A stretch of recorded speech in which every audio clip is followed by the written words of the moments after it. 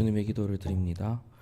하늘에 계신 우리 아버지, 아버지의 이름을 거룩하게 하시며 아버지의 나라가 오게 하시며 아버지의 뜻이 하늘에서와 같이 땅에서도 이루어지게 하소서. 오늘 우리에게 일용할 양식을 주시고 우리가 우리에게 잘못한 사람을 용서하여 준 것 같이 우리 죄를 용서하여 주시고 우리를 시험에 빠지지 않게 하시고 악에서 구하소서. 나라와 권능과 영광이 영원히 아버지의 것입니다. 아멘. 찬송가 341장입니다. 찬송가 341장입니다.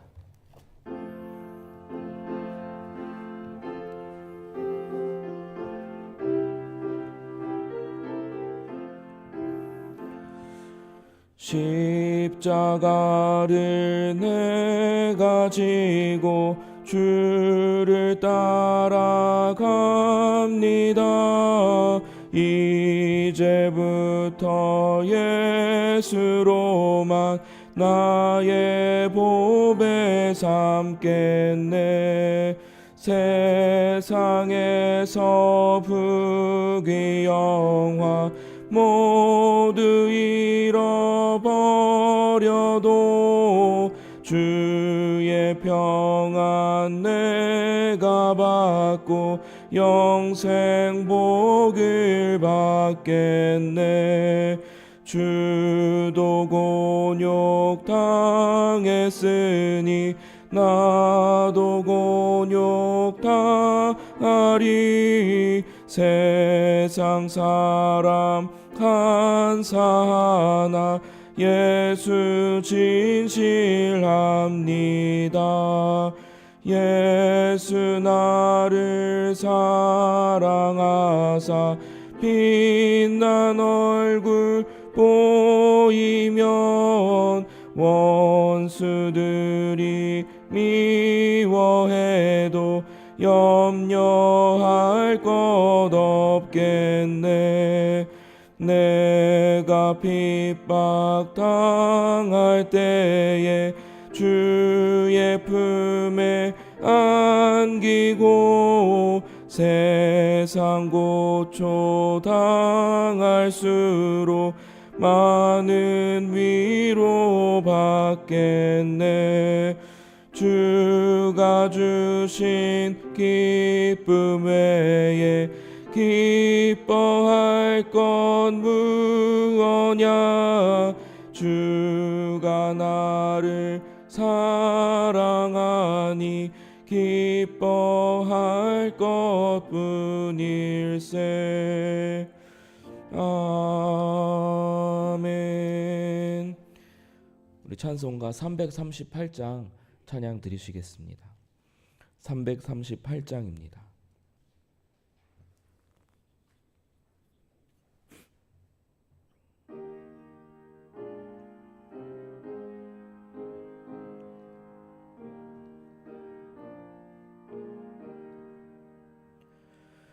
내 주를 가까이 하게 함은 십자가 짐 같은 고생이나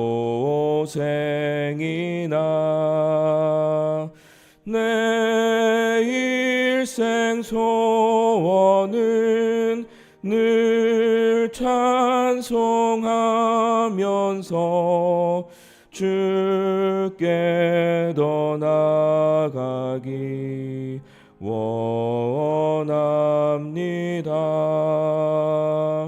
내 고생하는 것 옛 야곱이 돌베개 베고잠 갔습니다. 꿈에도 소원이 늘 찬송하면서 주께 더 나아가기 원합니다. 천성 영에 가는 길 험하여도 생명길 되나니 은혜로다. 천사 날 부르니 늘 찬송하면서 주께 더 나아가기 원합니다. 야곱이 잠 깨어 일어난 후 돌단을 쌓은 것 본받아서 숨질 때 되도록 늘 찬송하면서 주께 더 나아가기 원합니다.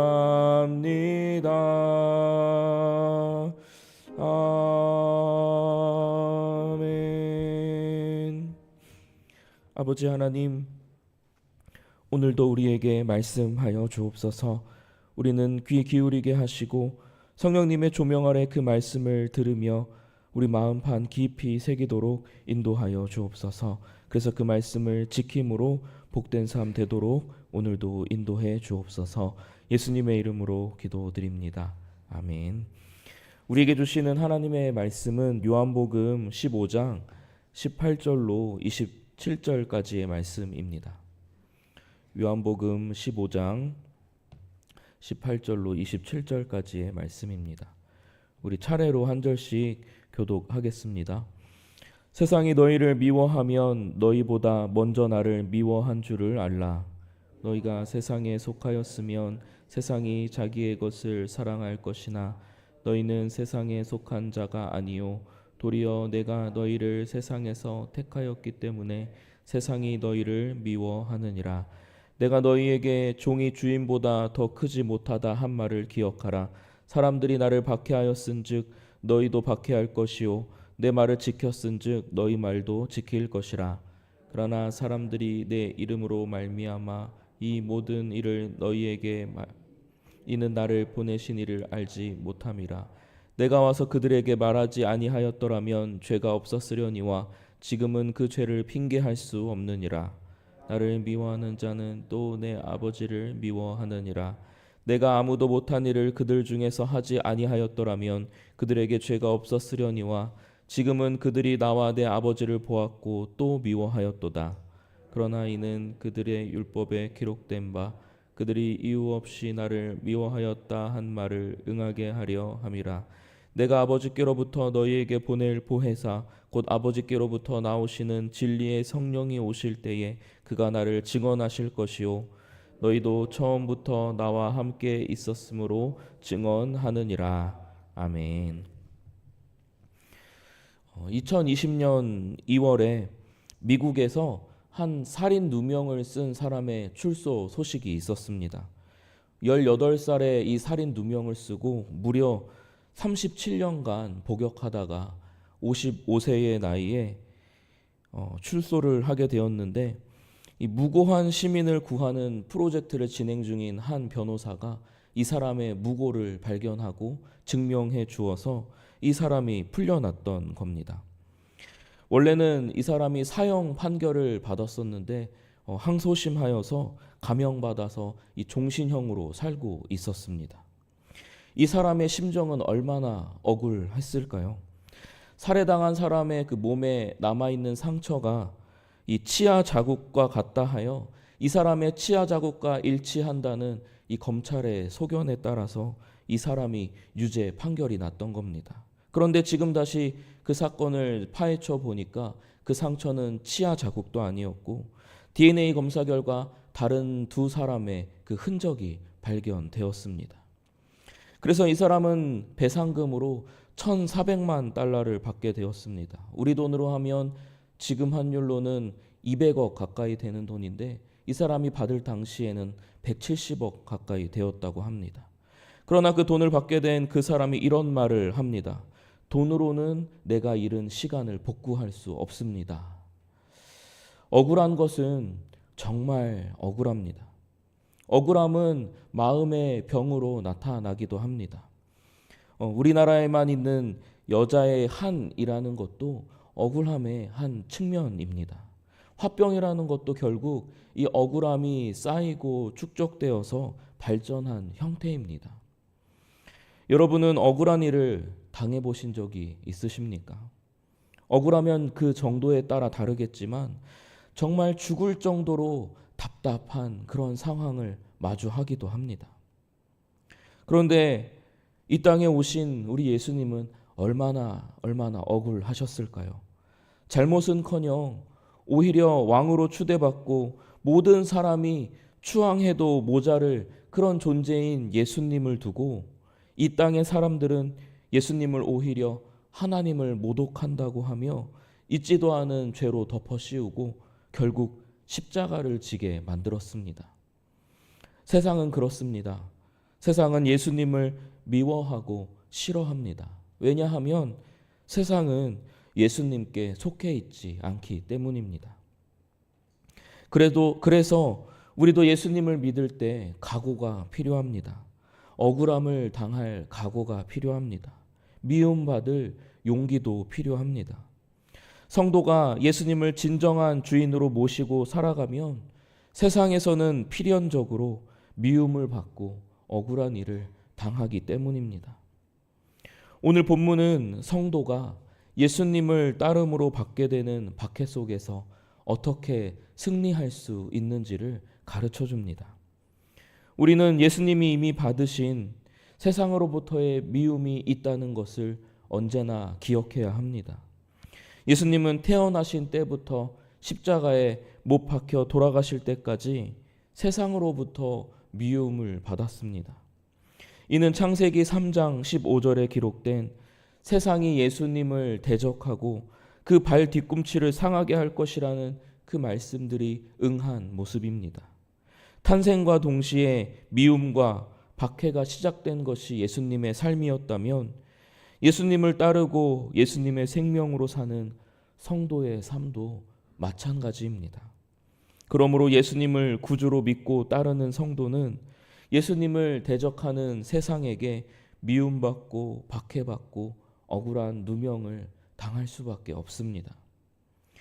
예수님은 바리새인과 서기관들에게 존경받으시기에 마땅한 분이셨습니다.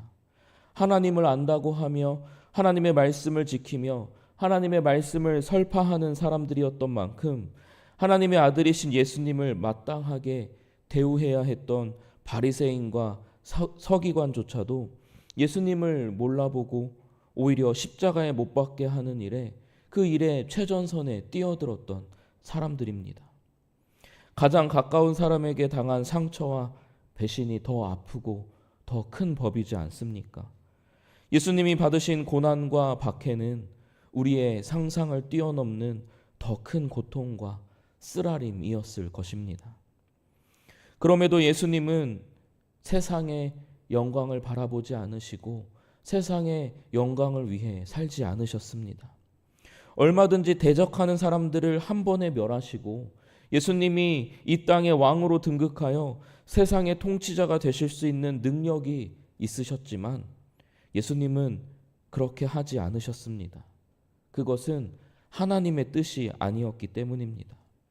예수님은 오직 하나님의 뜻과 하나님의 영광을 위해 사셨습니다. 하나님의 뜻을 이루기 위해 그 어느 것 하나 세상과 조금도 타협하지 않으셨습니다.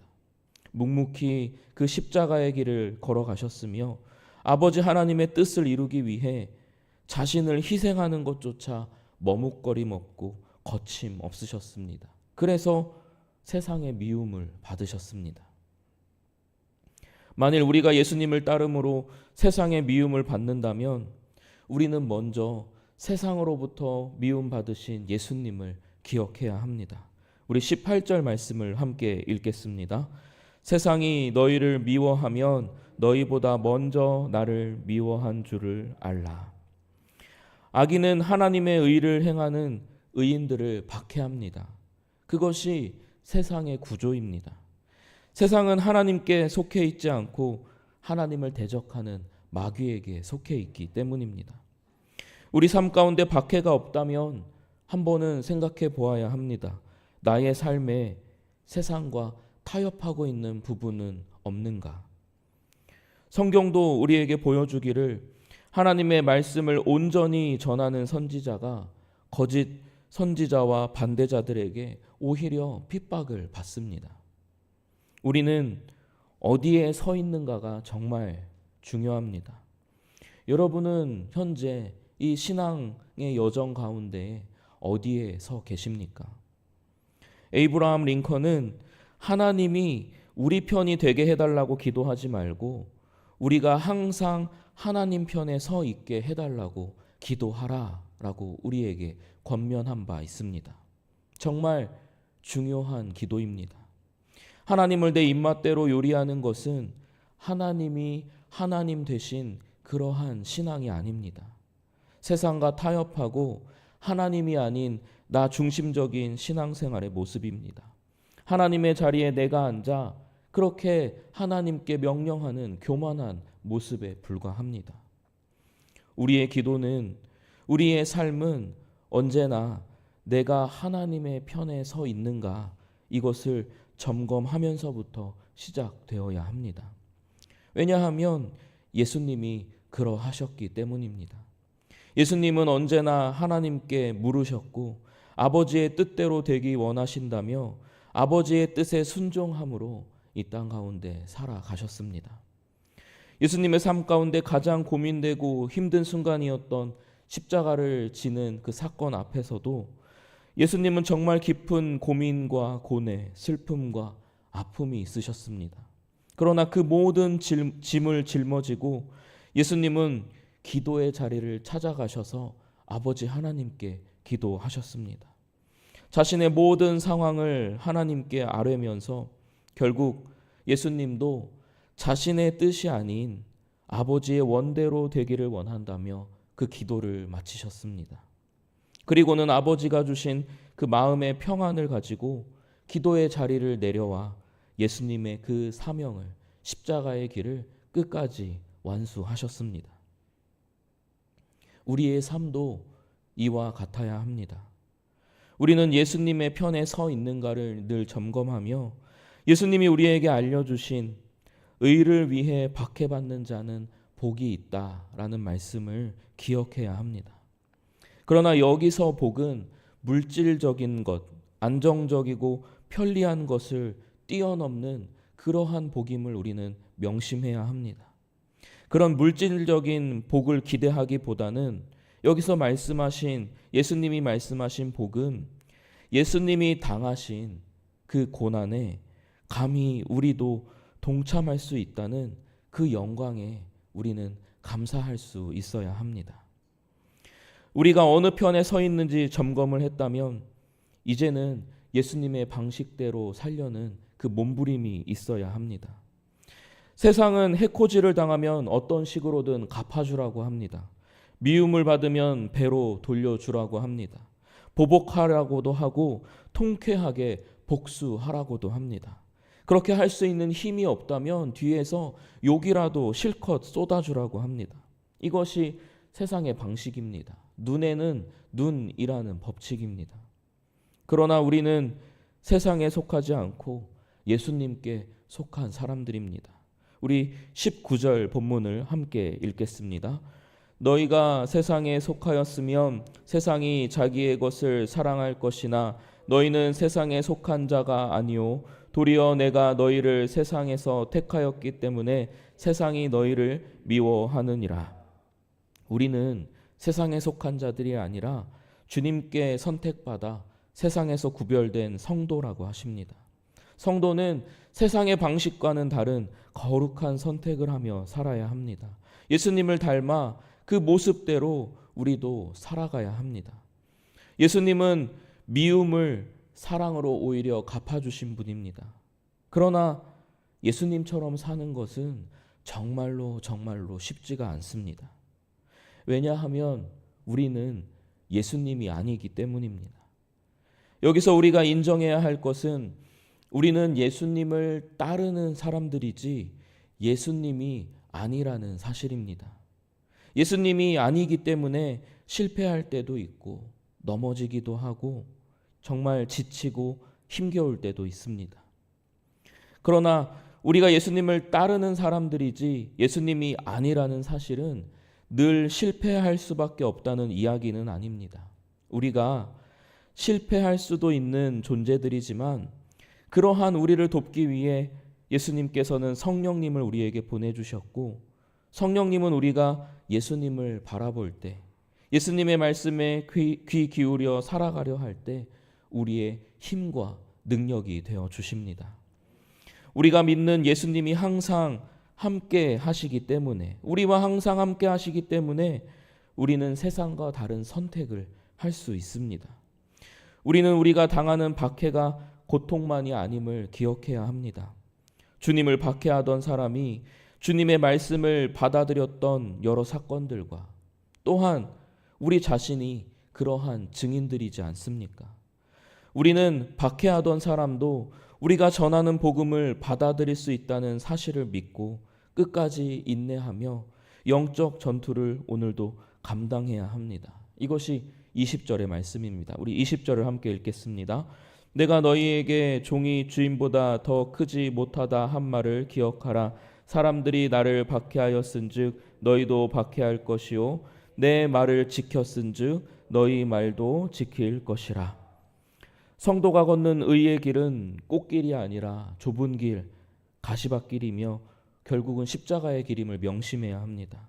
그때 우리는 그 고난의 무게와 박해의 상처에 좌절하고 넘어져 있어서는 안 됩니다. 우리보다 먼저 고난 받으심과 미움 받으신 예수님을 생각해야 합니다. 그렇게 하심으로 우리 예수님은 모든 죄의 문제를 단번에 해결하셨습니다. 우리는 세상의 법칙이 아닌 예수님의 말씀으로 사는 사람들이어야만 합니다. 그러므로 우리는 세상에게 미움으로 돌려줄 것이 아니라 사랑으로 갚아주는 사람들이 되어야 합니다. 오늘도 세상에 이 사랑을 베풀고 세상을 향해 기도해주고 예수님의 이름으로 많은 이들을 축복하는 여러분들의 삶이 되시기를, 오늘이 되시기를 간절히 축복드립니다. 기도드리겠습니다. 우리를 사랑의 자리로 불러주신 주님, 우리는 늘 주님을 배반하나 주님은 여전히 우리를 사랑하시고 불러주시니 감사드립니다. 우리보다 앞서 십자가의 길을 걸으셨고 그 길을 우리도 따라오라 하시니 순종하는 마음으로 그 길을 걷겠다 결단하며 오늘도 나아갑니다. 그러나 그 길이 정말 쉽지 않은 길이라 때로는 좌절하고 넘어지고 낭망하기도 합니다. 그러나 우리보다 먼저 그 길을 걸으신 예수님을 떠올리며 이제는 그 십자가의 길을 주님과 함께 동행함으로 걸어가려 합니다. 오늘도 함께해 주옵소서. 주님과 동행하는 오늘 되게 하시고 성령님께서 인도하시는 그 걸음을 한 걸음 더 내딛는 오늘 되도록 인도하여 주옵소서. 주님 또한 주님이 우리 세강교회에 세우신 담임 목사님 기억하여 주시고 영육간의 강건함으로 늘 붙잡아 주옵소서.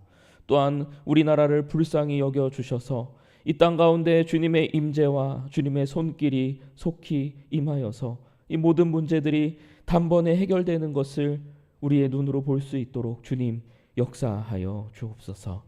주님, 질병으로 고통받는 환우와 가족들을 위하여 이 시간 기도드리오니 주님, 우리 환우들을 찾아가 주시어서 주님의 그 보혈에 피 묻은 손으로 안수하여 주시고 주님의 능력을 베풀어 주옵소서. 모든 영광을 아버지 하나님께 돌리오며 예수님의 이름으로 기도드립니다. 아멘.